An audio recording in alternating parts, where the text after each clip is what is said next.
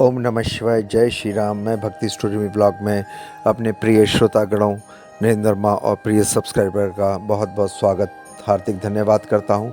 आज मैं बाघ बना गाय का बच्चा उसके बारे में बताऊँगा कैसे बना। और प्लीज़ ब्लॉग को अधिक से अधिक लाइक करें, सब्सक्राइब करें, शेयर करें, बेल आइकन को प्रेस करें।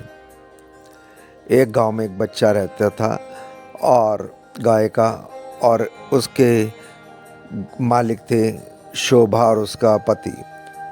दो गाय थी। लाली बहुत ही सुंदर गाय थी, वे अक्सर उसके पास बैठी रहती। लाली गाय जो थी वो गर्भवती थी, तो उसके मालिक बहुत ख्याल रखते थे।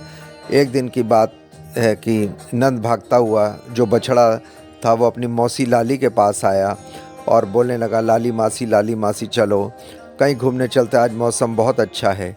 तब उसकी मासी लाली गाय कहती, नहीं बेटा नंद, बछड़े से जो बछड़ा था नंद, कि नहीं बेटा आज मौसम ख़राब है। इतनी देर में बछड़े नंद की माँ लीला गाय आ जाती है। वो कहती, कहाँ जाना है, आज कहीं मत जाओ, चलो मेरे साथ जाओ, आज कहीं मत जाना, और लीला तुम इसको वहीं ले जाना।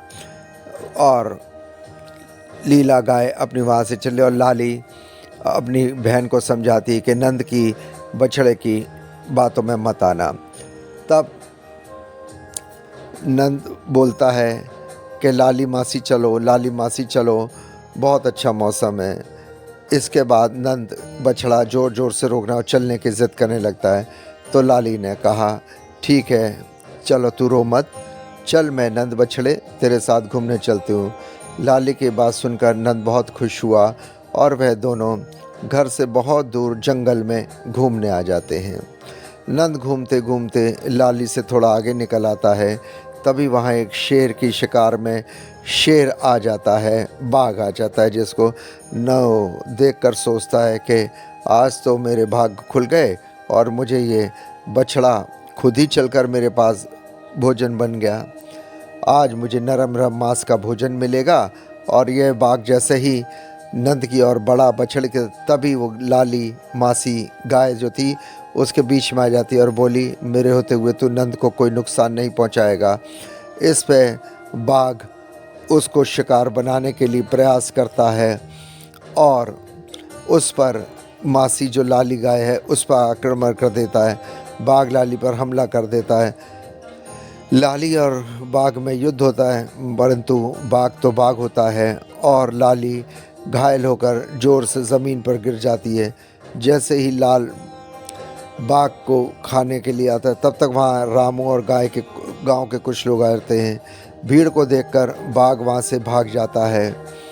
इतने में नंद बछड़ा बोलता है, लाली मासी तुम ठीक तो हो? लेकिन लाली मासी कोई जवाब नहीं देती, वो तो बेहोश थी। तभी गांव वाले जाते हैं और वैद्यनाथ को लेकर आता है। वैद्यनाथ की दवाइयों से लाली की होश आ जाता है और वैद्यनाथ जी कहते हैं कि अब लाली गाय ठीक है, परंतु ज़मीन में बाघ के आक्रमण करने से इसका बच्चा गर्भपात हो गया है। लाली बिना कुछ बोले ही अपने मालिक के साथ घर आ जाती है और उदास बैठी रहती। तभी नंद बछड़ा अपनी मासी के पास जाता है और बोलता है, मौसी ये सब मेरी वजह से हुआ है, मुझे क्षमा कर दो मौसी।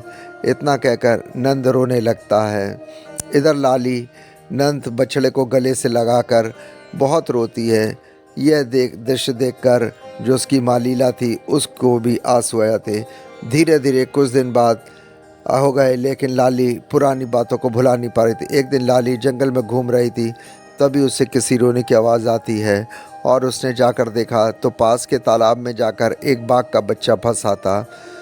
लाली बोलती, वो गाय, रुको रुको मैं निकालती हूँ तुम्हें, तुम रो मत। लाली उस बच्चे को बचा लेती है। वो शेर का बच्चा होता है, बाघ का बच्चा। पूछती, तुम यहाँ कैसे फंस गए और तुम्हारे माता पिता कहाँ हैं? तब बाघ का बच्चा बोलता है बाघ का कि मुझे बहुत भूख लगी थी, मैं उनको ढूंढते ढूंढते यहाँ आ गया, मुझे बहुत भूख लगी थी और मैं इस तालाब में फंस गया। तब लाली गाय के, तुमको भूख लगी है तो तुम मेरा दूध पी लो। लाली उस बाघ के बच्चे को अपना दूध पिलाती है और अपने बच्चे की तरह उसे प्यार करती है। कुछ देर के लिए लाली गाय अपना सारा दुख भूलकर बाघ के बच्चे को अपना बच्चा मान बैठी।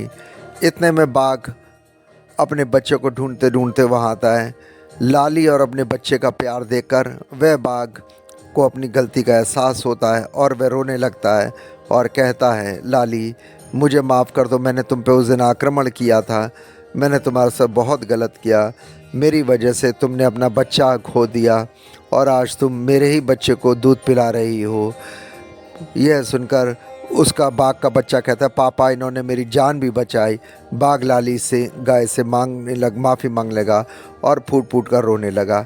इतने में उस गाय की बहन भी लीला आ जाती है। लीला बाघ को देखकर गुस्से में आग बबूला होती है और कहती है, मैं बहुत दिनों से तेरी तलाश में थी, आज भले ही मेरी जान चली जाए मैं लेकिन तुझे छोड़ूंगी नहीं। लाली ने तेरी वजह से अपने बच्चे को खो दिया और देख तेरे बच्चे को तो है। जैसे लीला बाग की तरफ बढ़ती है, लाली लीला को रोक लेती है और कहती है, रुक जाओ लीला, ऐसा मत करो, इस छोटे बच्चे के बारे में सोचो। और बाघ को अपनी गलती का एहसास है, पछतावा हो गया है। इस पर बाघ बोलता है, मुझे अपनी गलती की सज़ा मिल गई है, इससे बड़ी मेरे लिए और क्या सज़ा हो, क्योंकि मेरी पत्नी शेरनी जो बाघनी थी, यानी मैंने अपने बच्चे की माँ को हमेशा के लिए खो दिया है, वो बहुत लंबे समय बीमार थी।